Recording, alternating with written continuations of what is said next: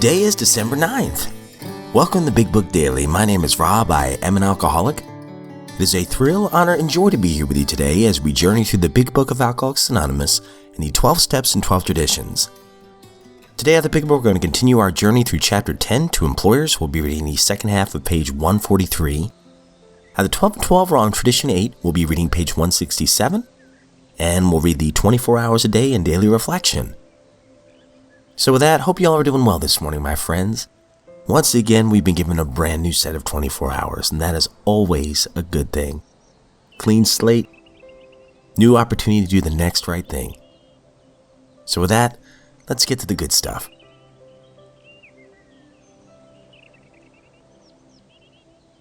All right, my friends, so if you recall out of yesterday's reading in the Big Book on Chapter 10, page 143, we were talking about, hey, look, we can do everything we can for this man, but the big thing he needs to understand is that this requires a change of heart and a transformation. And I love the last line we read yesterday. We all had to place recovery above everything. For without recovery, we would have lost both home and business. So we are going to finish off the page. Again, we're on page 143.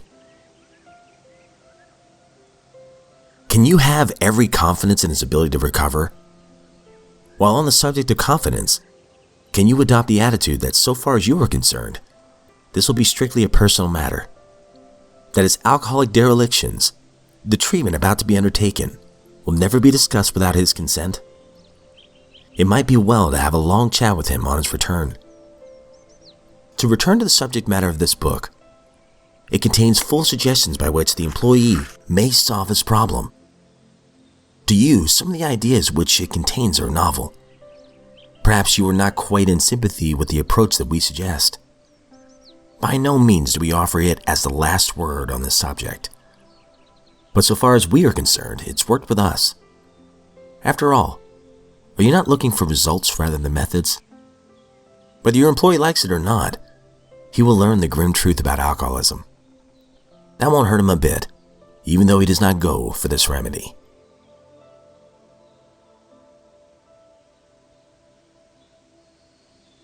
At the 12 and 12, we're on Tradition 8. Alcoholics Anonymous should remain forever non-professional, but our service workers may employ special workers. Page 167. Ignoring the fact that these labors were not 12-step jobs at all, the critics attacked as AA professionals these workers of ours who were often doing thankless tasks that no one else could or would do. Even greater furors were provoked when AA members began to run rest homes and farms for alcoholics. When some hired out of corporations and personnel men in charge of the alcoholic problem in industry. When some became nurses on alcoholic wards. When others entered the field of alcohol education. In all these instances and more, it was claimed that AA knowledge and experience were being sold for money. Hence these people too were professionals. At last, however, a plain line of cleavage could be seen between professionalism and non-professionalism. When we had agreed that the 12th step couldn't be sold for money, we've been wise. But when we had declared that our fellowship couldn't hire service workers, nor could any AA member carry our knowledge in other fields, we were taking the counsel of fear. Fear which today has been largely dispelled in the light of experience. Take the case of the club janitor and cook.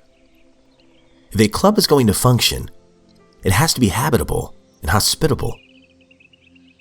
We tried volunteers who were quickly disenchanted with the sweeping floors and brewing coffee 7 days a week. They just didn't show up. Even more important, an empty club couldn't answer the telephone. But it was on an open invitation to a drunk on a binge who possessed a spare key. So somebody had to look after the place full time. If we hired an alcoholic, he'd receive only what we'd have to pay a non-alcoholic for the same job. The job was not to do 12-step work. It was to make the 12-step work possible. It was a service proposition, pure and simple.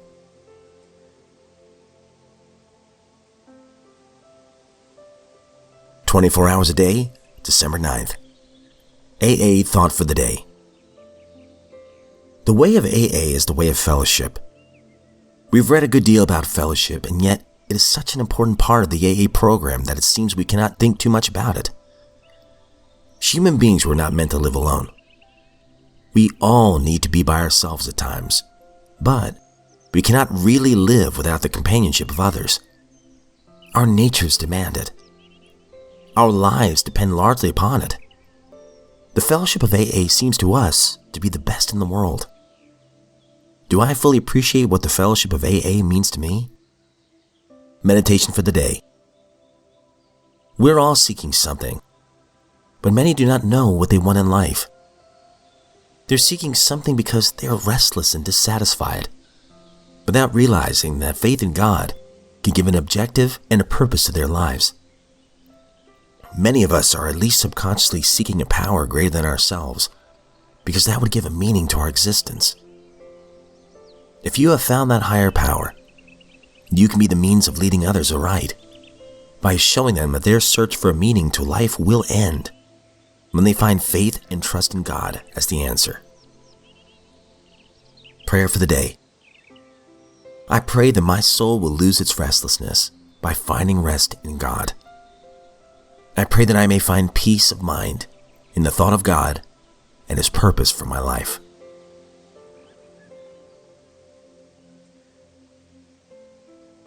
Daily Reflection, December 9th. Love with no price tag. When the 12th step is seen in its full implication, it's really talking about the kind of love that has no price tag on it. 12 Steps and 12 Traditions, page 106. In order for me to start working the 12th step, I had to work on sincerity, honesty, and learn to act with humility. Carrying the message is a gift of myself, no matter how many years of sobriety I may have accumulated. My dreams can become reality. I solidify my sobriety by sharing what I have received freely.